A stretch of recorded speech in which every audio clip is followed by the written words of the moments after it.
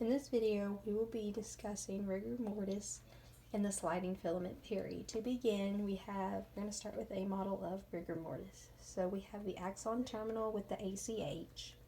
We have the muscle fiber, the T-tubule, the action potential, the sodium channel, the sarcoplasmic reticulum with the calcium, the myosin head, the myosin, the troponin, the tropomyosin, the actin, and the ATP. The engine neurons will discharge ACH, which signals for the opening of the sodium channel. Since sodium is a charged particle, it makes muscle action potential. The sodium will at that point enter the muscle through the sodium channel. This causes arrival of calcium from the sarcoplasmic reticulum. Calcium ties to the troponin of the actin and enacts the tropomyosin. This uncovered the coupling site of the myosin head for the myosin. ATP ties to the myosin head, which makes myosin move internally. Calcium is siphoned once again into the sarcoplasmic reticulum. After death, the muscle turns out to be increasingly porous to the calcium particles. The particles advance across the scaffolds of actin and myosin, which abbreviate muscle filaments. ATP is expected to discharge the myosin heads from the actin fiber and enable the muscles to unwind.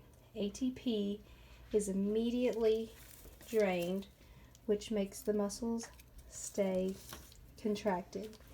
The tissue rots and the lysosomal catalysts hole and cause muscles to unwind. Okay, now we're going to be discussing the sliding filament theory. Here's what I had written down. The step-by-step sliding filament theory.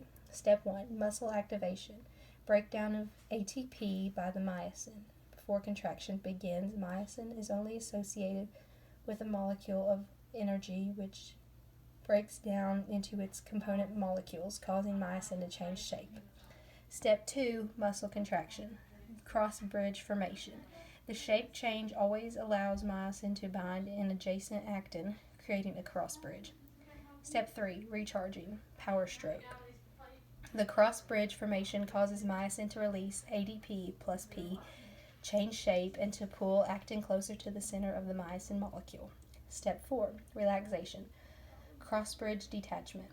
The completion of the pulling stroke further changes the shape of myosin. This allows myosin and ATP to bind, which causes myosin to release actin to join the cross-bridge. The cycle is now ready to begin again. The repeated cycling through these steps generates force and changes in muscle length, which are necessary for muscle contraction. And a reminder of what rigor mortis is. It is the contraction of muscles after death.